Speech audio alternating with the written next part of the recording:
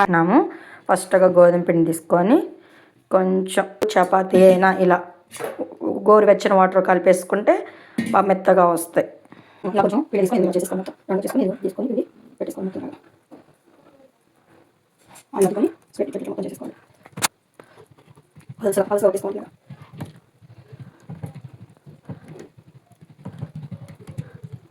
ఇలా చూసుకొని